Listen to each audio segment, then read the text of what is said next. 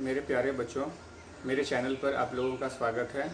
Corona virus pandemic के चलते जो एजुकेशनल करिकुलम हैम्पर हुआ है, तो इसलिए क्लास 9 से लेकर के 12 तक का जो सिलेबस है उसे हमारी गवर्नमेंट ने 30% तक रिड्यूस कर दिया है। इस वीडियो में हम लोग देखेंगे कि क्लास 10th का सोशल साइंस का रिड्यूस्ड होने के बाद सिलेबस अब क्या रह गया है, हमें अब क्या पढ़ना है। ठीक है। और बच्चों, यदि आप लोग मेरे चैनल पर नए हैं तो आप लोगों से रिक्वेस्ट है कि मेरे इस चैनल को सब्सक्राइब कर लीजिए और बेल आइकन को प्रेस कर लीजिए, ताकि जब भी मैं कोई नया वीडियो अपलोड करूं तो इसकी नोटिफिकेशन आप लोगों को मिल जाए।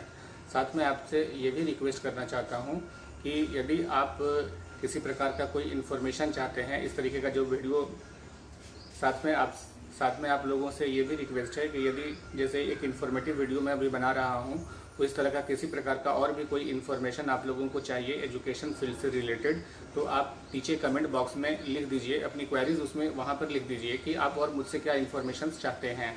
साथ में जो एजुकेशनल वीडियोज़ मैं सिलेबस के टेक्स्ट बुक के ऊपर मैं बनाता हूँ, अगर उसमें कोई टॉपिक आपको समझ में नहीं आता है या कोई क्लियर नहीं हो पा रहा है तो आप उसे भी कमेंट बॉक्स में लिखिए।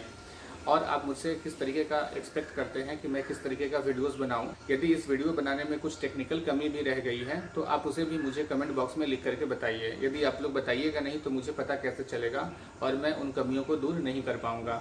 ठीक है बच्चों, हम लोग देखते हैं कि रिड्यूस्ड सिलेबस सोशल साइंस का 10th में क्या है।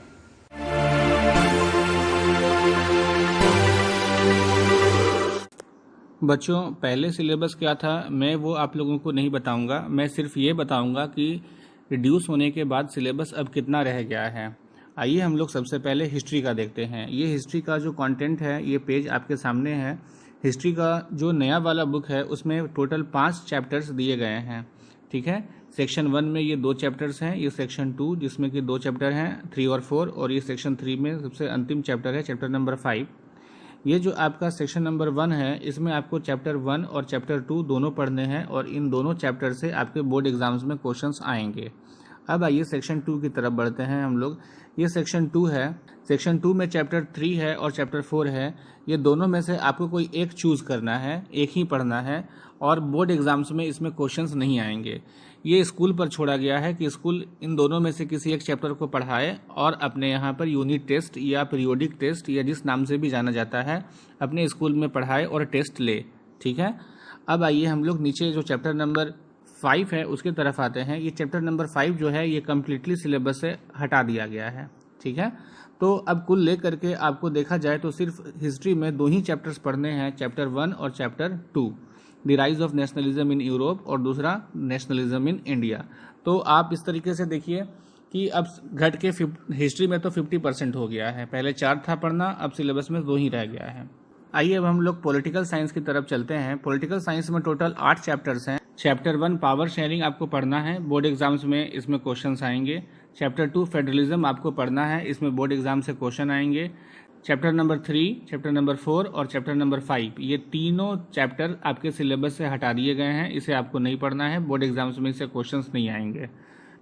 अब आइए चैप्टर नंबर 6 पॉलिटिकल पार्टीज, ये आपके सिलेबस में है, इसको आपको पढ़ना है, बोर्ड एग्जाम्स में इससे क्वेश्चंस आएंगे। ये चैप्टर नंबर 7 है आउटकम्स ऑफ डेमोक्रेसी, इससे भी आपके बोर्ड एग्जाम्स में क्वेश्चन आएंगे, ये भी आपको पढ़ना है। और चैप्टर नंबर 8 सिलेबस से हटा दिया गया है।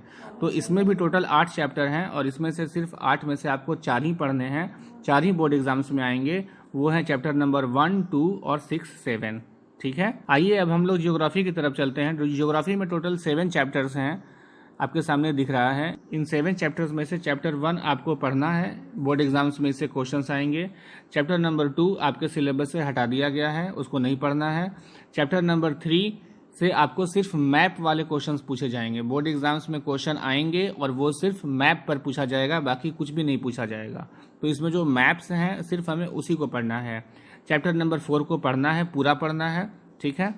और चैप्टर नंबर 5 से फिर वही बात है, सिर्फ आपको ओनली मैप के क्वेश्चंस आएंगे। ठीक है। चैप्टर नंबर 6 और 7 आपको पढ़ना है, इससे आपको बोर्ड एग्जाम्स में क्वेश्चन आएंगे। तो इसमें क्या है कि आपको चैप्टर नंबर जो 2 है वो आपको कम्प्लीटली हटा दिया गया है, लेकिन चैप्टर 3 और 5, ये 3 और ये 5, ये दोनों जो है इससे सिर्फ और सिर्फ मैप वर्क आएंगे और कुछ भी नहीं आएगा बोर्ड एग्जाम्स में। ठीक है। और इकोनॉमिक्स में कुछ भी चेंजेस नहीं किया गया है, इकोनॉमिक्स में जैसा पहले था अभी भी वैसा है, उसमें कुछ भी सिलेबस को रिड्यूस नहीं किया गया है। ठीक है बच्चों, थैंक यू।